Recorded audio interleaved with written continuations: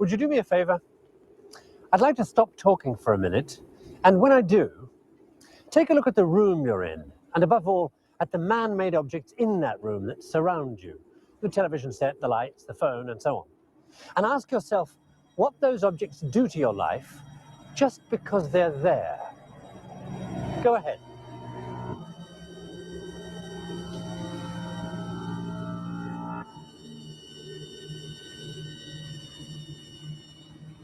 Well, that is what this series is going to be all about.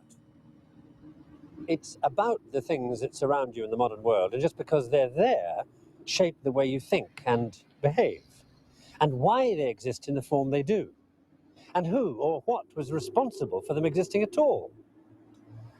The search for those clues will take us all over the world and 12,000 years into the past, because it's in those strange places and in those long-gone centuries that the secret of the modern world lies. And you'd never believe the extraordinary things that led to us being the way we are today. Things like, for instance, why a 16th century doctor at the court of Queen Elizabeth did something that made it possible for you to watch this screen now. Or the fact that because 18th century merchants were worried about ships' bottoms, you have nylon to wear. Or why a group of French monks and their involvement with sheep rearing helped to give the modern world the computer. Or what medieval Europeans did with their fire in winter that led to motor car manufacture.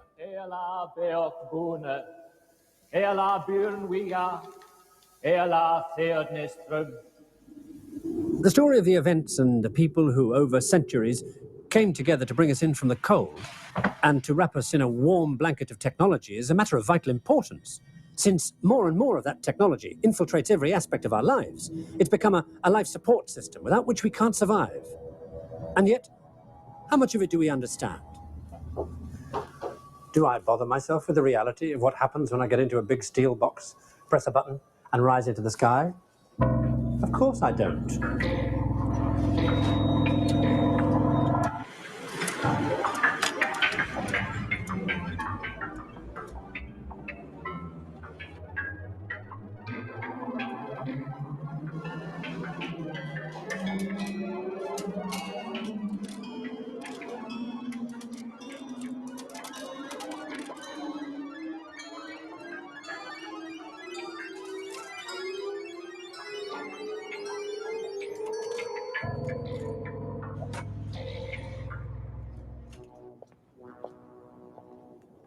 I take going up in the world like that for granted. We all do. And as the years of the 20th century have gone by, the things we take for granted have multiplied way beyond the ability of any individual to understand in a lifetime. The things around us, the man-made inventions we provide ourselves with, are like a vast network, each part of which is interdependent with all the others. I mean, cross the road. Whether or not a car coming around the corner knocks you down may have something to do with the person you've never met fitting the brakes correctly. Change anything in that network, and the effects spread like ripples on a pond. And all the things in that network have become so specialized that only the people involved in making them understand them. I don't mean use them, anybody can use them. Down there is one of the biggest, most complex cities in the world, full of people using things as if they understood them, and sometimes not even knowing they're doing it.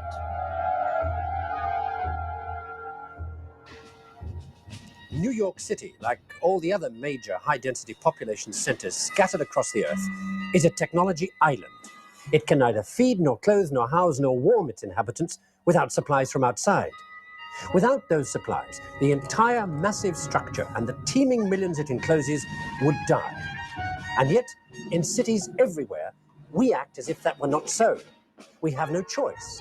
The pace of life in New York is set by the pace of the technology that serves it. You just have to hope it'll stay that way. I'd like you to meet a few people who were in or near New York City on a November evening over a decade ago. And the reason I'd like you to meet them is because they all have one thing in common. They were all brought to a sudden and catastrophic realization of how vulnerable they were, how dependent on one aspect of that technological network I was talking about, because of what this did to their lives. Now, until I was told what this is, I was no more able to recognize what it is than you are now. But watch what it did to those people. And if you look very carefully, you'll see evidence of what this does in every second of what follows now. It's 1 minute past 5 in the evening, rush hour in downtown Manhattan. 800,000 people crowd onto subways, looking forward to home, to the end of this journey. For most of them, the technology carrying them doesn't exist. They take it for granted.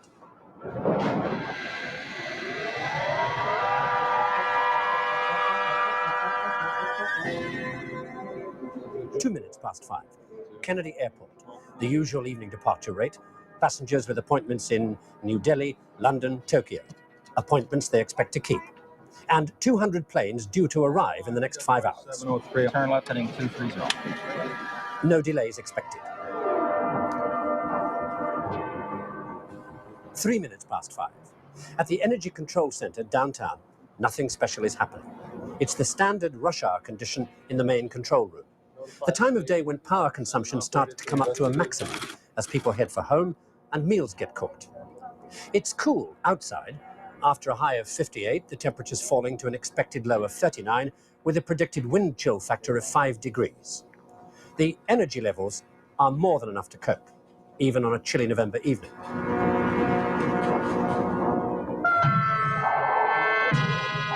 Ten past 5, Mount Sinai Hospital. Fair enough, I'm just giving a bit of oxygen at the moment. I'll go to the cycle when you're ready.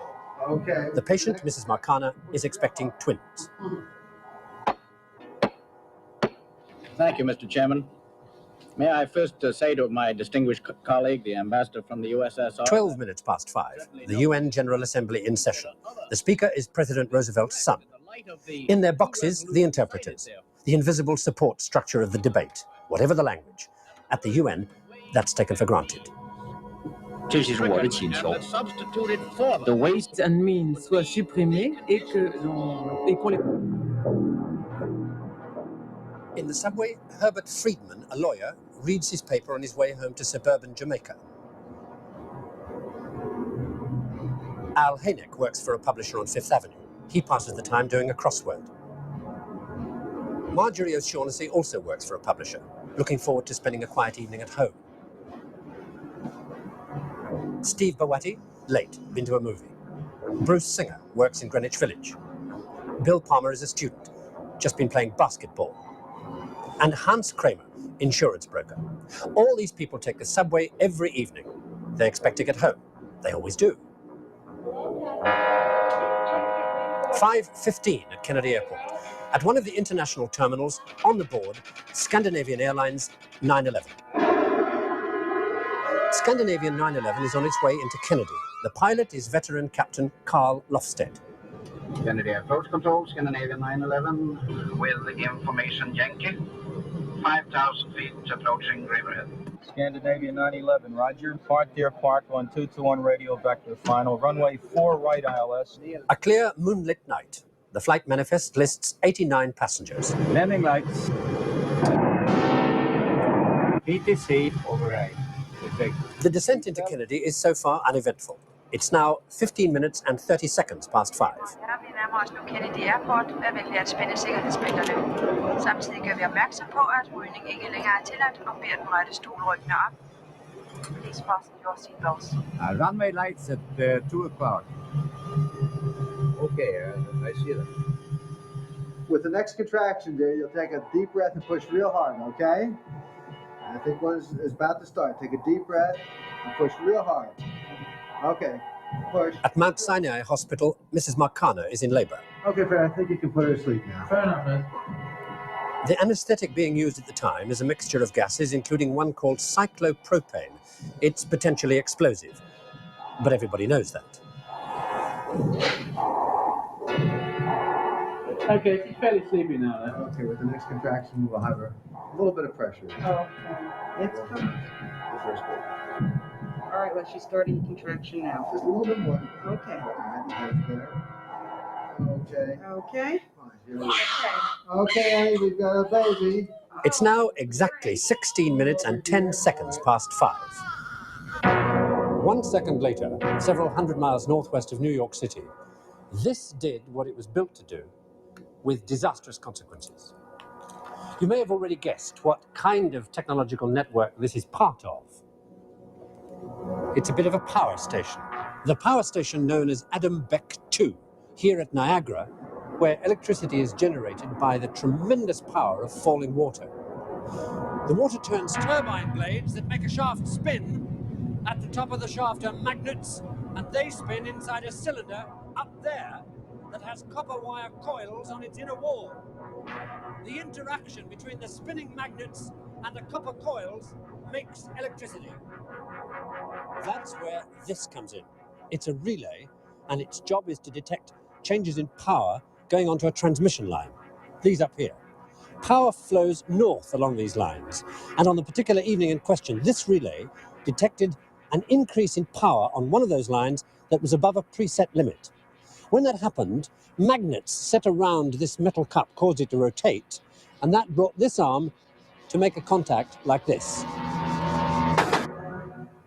That contact was made on the evening of November the 9th, 1965, at 16 minutes and 11 seconds past 5. The effect was to cascade power off the overloaded line and onto another, which overloaded and tripped the next, until all 5 lines going north had tripped out, dumping their entire load onto lines going south. Within 7 seconds, the tremendous overload began to take out generating stations all over northeastern America, from Boston to New York, as the network fell apart. As each area went, it overloaded the next.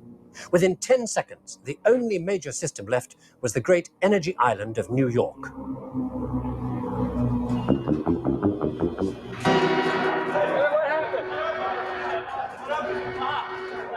As the network fell apart, links between one energy center and another broke. Instead of 300,000 kilowatts coming into New York to help meet demand, 1.5 million kilowatts were draining out of the city to supply areas now cut off from the network, but still connected like leeches to the New York generators. As the overload hit the New York generators, they too began to trip out. Hello, Luke, Bob Lang. Your 13 speed is okay. Your bags are all in. Bring it up. Give me number 2 right now. We've had a major power failure. I'd like you to man all the tunnels, stand by with your auxiliary pumps, and man the auxiliary generator. As the lifeblood of the city drained, it went into spasm. At the UN, chaos. The power to keep the lights on also served the interpreters. Who, in the growing darkness, has, however, I hope, brought a glimmer of light. And without interpreters, trapped in their darkened boxes, deprived of access to the ears of the delegates, the United Nations was suddenly and totally disunited, as completely as if at war. The city's elevators stopped. Perhaps the subways were the only technology that people expected to fail. Here we go again. 800,000 people were now deep in the ground under New York, caught in a technology trap most of them had never thought twice about.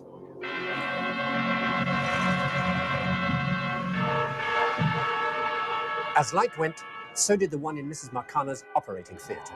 Okay, I've got her. What the hell's going on? It was now only 10 minutes since the crisis had been triggered by the relay at Niagara, more than 500 miles away. The generators continued to trip out, and at Kennedy Airport, the radar screens went black. And Flight 911 was in trouble. Roland, I got flag warning. Switch number 2 to the ILS. Okay. Kennedy approach. Yeah, who we got? Yeah, John? Can you hold it at 250? I'll take 200 if I can. What time to go out? Astoria 2 and 3 went out. They can't hold on. By 5:28, the time had come to protect the system by deliberately switching what was left off. We shut down those lights in Brooklyn. It's the only thing left going. Ought to kill us flying Brooklyn. Stop worried about overloading Brooklyn with that ought to kill unit. So we leave that in or shut it down? Oh, we better shut it down, I guess. The system operator recommends shutting down Staten Island. Yeah, and let me know what you find out, all right? From Arthur Okay. Kipp. So,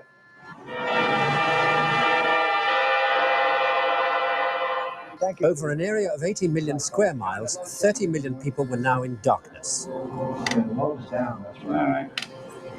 Oh, boy. John, I've got the chairman on the phone.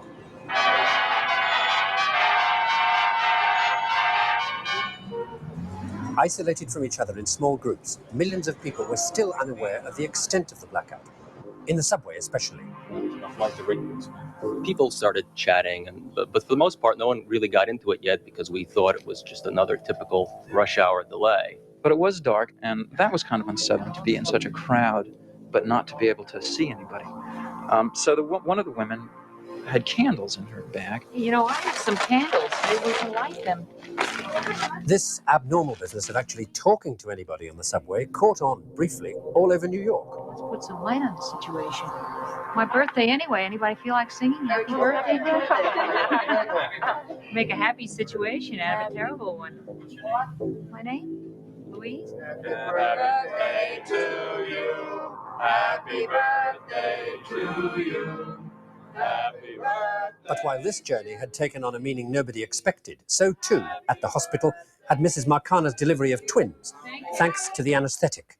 There was then a general scurry around to find flashlights, and I immediately commandeered one so I could see what was happening. One of the nurses, whom I shall never forget, walked into the room carrying a lighted candle. Put the candle out. Get out of here. What's going on? Get out of here. Scared out of my mind with explosive anesthetic agent. I had visions of all of us, the whole place blowing up in one great conflagration.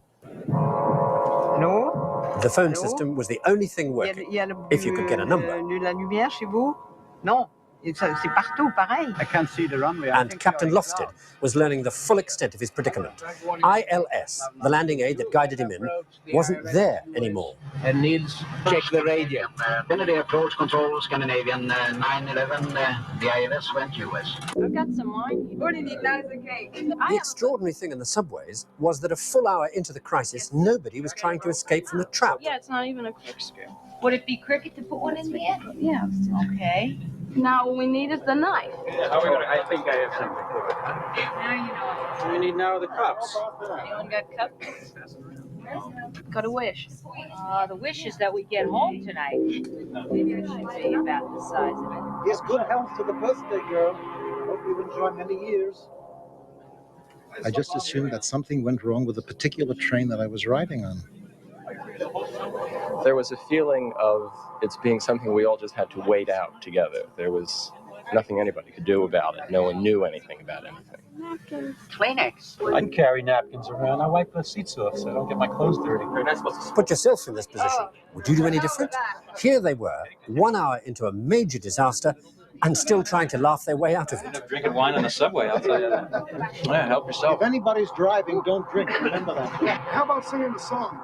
Anybody know any songs? I'm tired and I want to go to bed.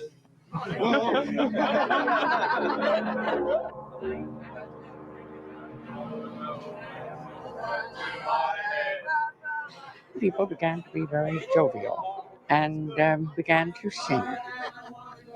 Show me the way to go home, and everything that people could think of that related to our plight. Let's just keep on going on. Okay. At the hospital, darkness made no difference. I got the feed. Membranes are up. Here we go. Follow the head down. I'm following. Okay. All right. Well, the baby was delivered without the lights because you didn't need the lights for the delivery. That's manipulative. Remember, you're reaching up into the uterus, grabbing a foot, which is strictly by feel. You rupture the membranes and you bring the foot down. The second baby was vigorous, and we repaired the peds. There you go. Oh, you're such a pretty girl. Yes. Kennedy approach control, Scandinavian 911. Captain Lofted had only a few seconds left to make his decision. He was at 2,000 feet, past the airport, and heading straight for Manhattan in the darkness. There was only one thing he could do.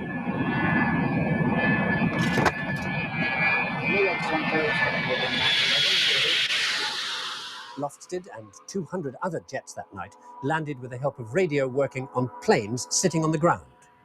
In the subway, people were still coping. About after an hour or an hour and a half, people became very restless. It was not pleasant.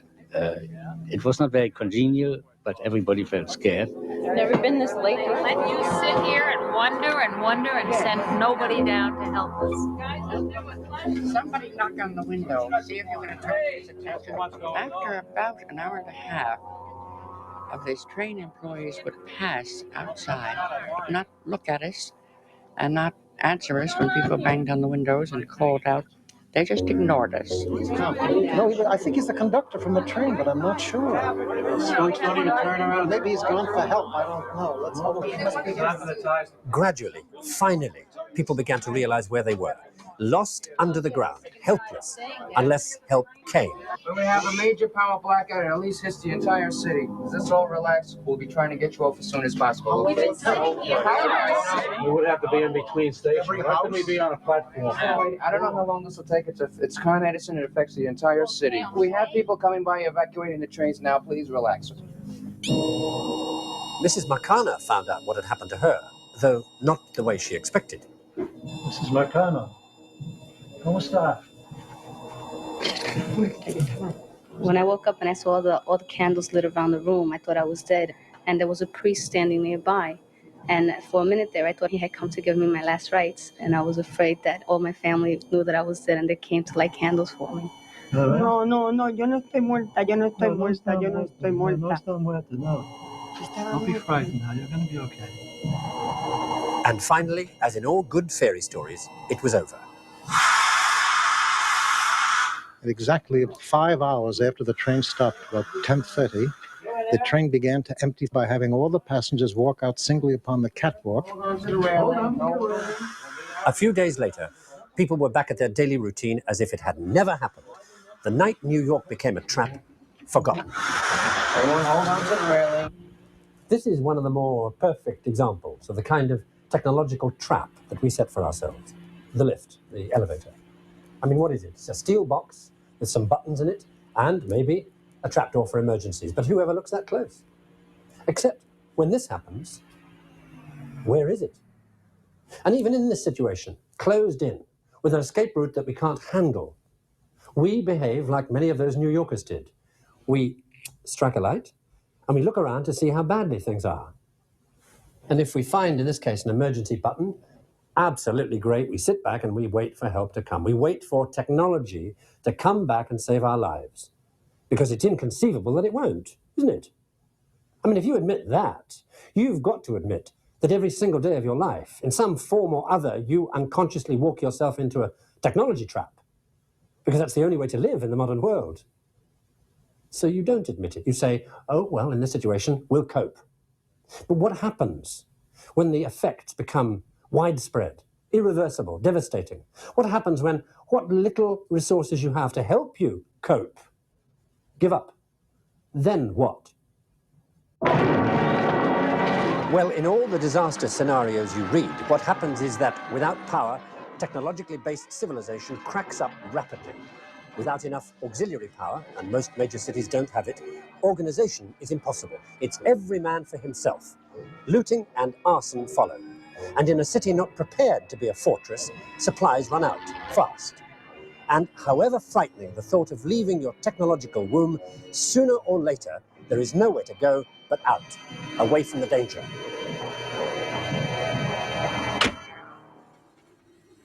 The minute you decide to move, you're on your own, in a way that no modern 20th century city dweller has ever been in his life. And then the traps begin to close. To start with, do you even know where to go in order to survive? Did you manage to get a map before you left? And if you did, how do you get out? Walk? Drive until you run out of fuel? Are you ahead of the millions of other people pouring down these roads trying to do just what you're trying to do? And if they catch up with you, have you got something they need? And if you have, can you protect yourself? Did you bring enough food and drink to last as long as necessary? And if you didn't, where will you get it? Steal? How far out will you have to push on until you're far enough out to be safe? And can you be sure that's far enough? And even if by some miracle you finally make it, do you know enough to recognize the place to stop when you see it? I mean, what does survival without technology look like? There'll be no signs up.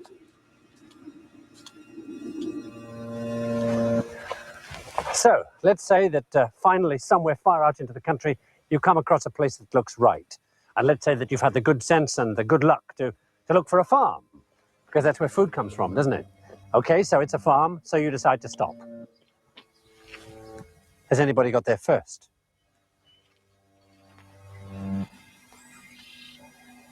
Or are the owners still here? Because you're going to need shelter, and people don't give their homes away. They barricade themselves in. So, sooner or later, exhausted and desperate, you may have to make the decision to give up and die. Or to make somebody else give up and die because they won't accept you in their home voluntarily. And what in your comfortable urban life has ever prepared you for that decision? Okay, let's say by some miracle the place is empty and it's all yours. Is there enough food in the house? How long will it last? How will you cook it? Wood fires? Are you fit enough to chop all the wood you need before winter comes? If you're lucky, you've got livestock on the farm. Great. Meat. But can you slaughter and bleed and butcher an animal? Okay, supposing you manage that, you've got enough meat to eat until you've eaten all the cows. But at least you could start running your farm. But it's a modern farm, remember? It's mechanized. There's a gasoline pump, but it's empty. So you can't use the tractor. What you need is a horse and cart. But when did you last see a horse and cart on a modern farm? And everything else here, the saw, the power drills, the light, the sterilizer, the water supply, the sewage system, the hoist, the milking parlor, the pumps, and everything on this control panel demands the one thing you don't have: electric power. Everything on this farm that you found doesn't work. The place is a trap. But there's nowhere else to go. The only way you're going to survive is if you find the one thing you need to keep on providing the food you've got to have. And you don't need the mechanized version of that thing. You need the kind people haven't used in 100 years. You need that kind of plow. You're saved. Or are you? Because what it comes down to at this point is this: can you use a plow? It's taken a series of miracles just to get you this far, and here you are with the biggest miracle of all: a plow and animals to pull it. So maybe after a few days of fumbling around with the harnesses and the bits and pieces, you manage to yoke up the oxen and plow the land. And then, and only then, can you say that you have successfully escaped the wreckage of technological civilization and lived off the land and survived, if you know how to use the furrow you plow. I mean, can you tell the difference between an ear of corn and a geranium seed? Do you know when to sow whatever it is you think it is? Do you know when to harvest it and eat the bit that you think isn't poisonous? I mean, it's no accident that the chain of events triggered off by that relay in the power station back there in Niagara Falls ends here with the plow. The relay itself doesn't matter. I mean, any one of a million things could fail and cause our complex civilization to collapse for an hour, for a day, however long, because that's when you find out the extent to which you are reliant on technology and don't even know it. That's when you see that it's so interdependent. You take one thing away and the whole thing falls down, leaves you with nothing. Unless you can plow and survive and start the whole process off again